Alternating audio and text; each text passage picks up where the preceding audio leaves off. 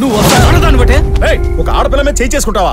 ఎందుకు కొట్టావు? ఆడపిల్లల మీద ఇష్టం వచ్చేట్టు చేతులు వేస్తుంటే చూసి తట్టుకోలేక కొట్టాను. ఒక ఆడపిల్ల ఇంకో ఆడపిల్ల మీద స్నేహం కొద్ది చేయేస్తే తప్పేంటయ్యా? తప్పేంటా? భుజం మీద చేయేస్తే స్నేహం, అదే భుజం కిందేస్తే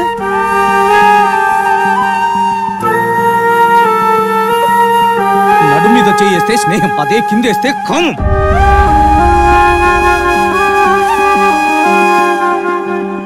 దాని శరీరతత్వంలో ఆడతనం ఉందేమో కానీ దాని ఆలోచనలో అణువణువున మగతనమే ఉంది. బాబాయ్ నేను నువ్వు అలాంటి దానివే. నువ్వు అలాంటి దానివే. రాత్రి హాస్టల్లో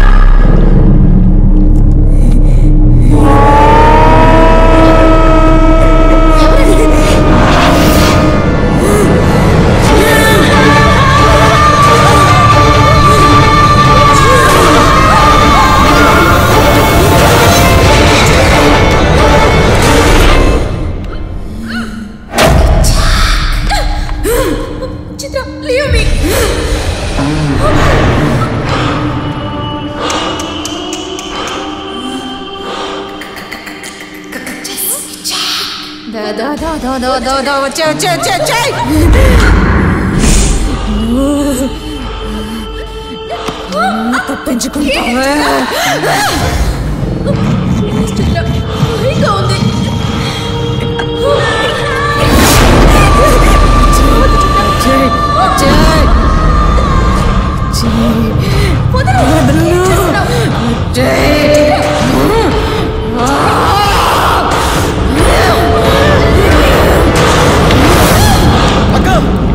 ఏం చేస్తున్నావు అక్క? ఆ అమ్మాయిని ఏం చేస్తున్నావు అక్క? తన మీద పడి చేసిన పనిని ఒక ఆడదానిగా చెప్పుకోలేకపోతున్నారు. అంటే అదేమన్నా రోగమా? రోగం కాదు, కొవ్వు. ఆడాలు మొగాలు చేసే ప్రతి పని చేయగలంటే ఏంటో అనుకున్నాను. ఇది కూడా చేసేదాకా వచ్చారా? నిజం. సునేనా సునేనా సునేనా ఏమైపోయావు ఇన్ని రోజుల నుంచి? చూడు చూడు వీళ్ళందరూ ఎలా మాట్లాడుతున్నారు. నువ్వేనా నిజం చెప్పు వీళ్ళకి. చిత్ర మీద మీరందరూ వేసిన నిందలన్నీ నిజం. నిజమా? అవును చిత్ర, వీళ్ళందరూ చెప్పేది నిజం. అందరూ అనుకుంటున్నట్టుగా నేను హాస్టల్ నుంచి మిస్ అవ్వలేదు, కావాలని ఎస్కేప్ అయ్యాను. దానికి కారణం చిత్ర. హాస్టల్లో దొంగచాటుగా ఆడపిల్లని చూడటం, షాడోలా ఫాలో అవ్వడం, వాళ్ళని సెడ్యూస్ చేయడం చేసింది చిత్రే. అంతెందుకు హాస్టల్లో ప్రతి ఆడపిల్ల భయం వెనుక ఉంది చిత్రే. హాస్టల్లో అందరూ ఎక్స్కర్షన్ కి వెళ్ళిన ఆ రోజు రాత్రి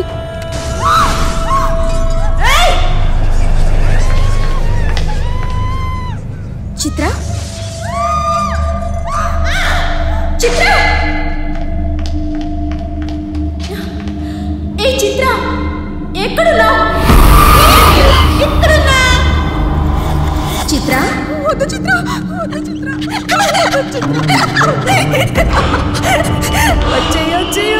ఏ చిత్ర ఏం చేస్తున్నావు? కిచ్చా అక్క. ఏంటి ఇదో కొత్త గేమా? సర్లేరా వెళ్దాం.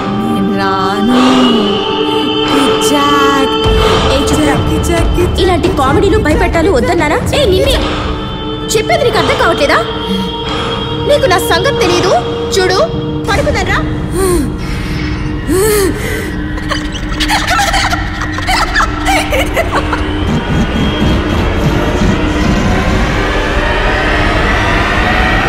చిత్ర నువ్వు ఈ మధ్య టూ మచ్ చేస్తున్నావు.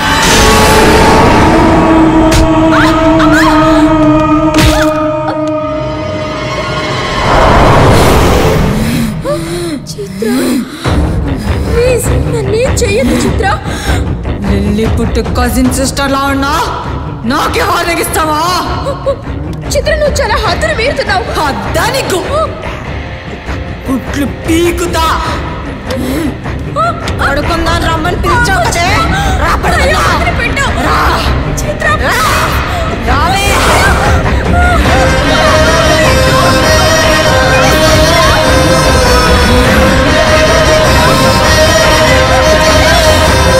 చిత్ర నువ్వు ఇలా చేసావంటే వాడు నీకు చెప్పేస్తారు.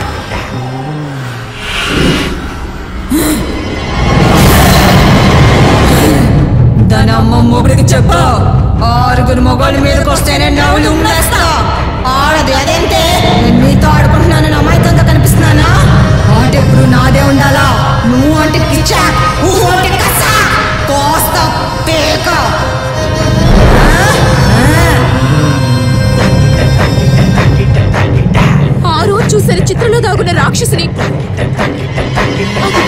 నీకు దయ్యం పట్టిందని అర్థం కాలేదు.